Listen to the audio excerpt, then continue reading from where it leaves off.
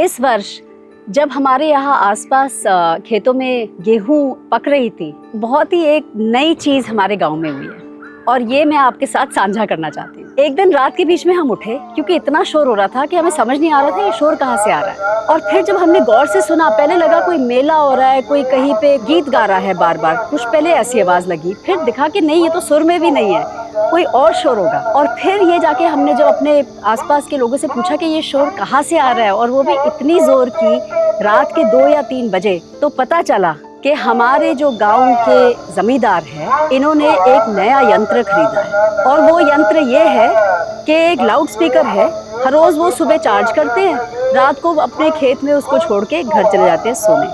और ये यंत्र लगातार बहुत ही ऊंचे वॉल्यूम पर बार बार चलता रहता है और शोर करता है, जिस शोर से वो जानवरों को भगाने की कोशिश कर रहे हैं। नमस्कार, मेरा नाम है मनीषा लाट गुप्ता और मैं एक पर्माकल्चर टीचर हूँ और आनंदा पर्माकल्चर फार्म में चलाती हूँ। अब देखिए, हमारे इंसानों की क्या नौबत आ गई है।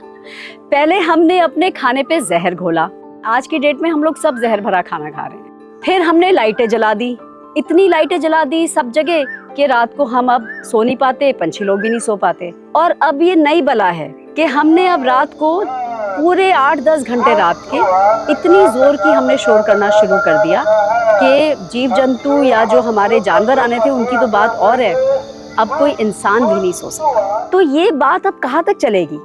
क्या हम पूरे टाइम इसी रास्ते पे निकल जाएंगे कि एक अपनी छोटी सी फसल बचाने के चक्कर में हम और ज्यादा से ज्यादा अपनी जिंदगी तबाह करेंगे? पहले हमने उसमें जहर डाला, फिर हमने लाइटें लगाई, अब हम शोर करना शुरू कर रहे हैं। इससे अच्छा तो ये है कि आप क्यों ना ये गौर करिए कि ये आप क्या फसल लगा रहे हैं। अगर आप घास लगाएंगे तो जाहिर है कि जानवर तो खाने आएंगे, क्योंकि वो खाना ही पशुओं का है। आप क्यों ना ये खाना लगाएं जो इंसानों का खाना है, जैसे फल, जैसे सब्जियां।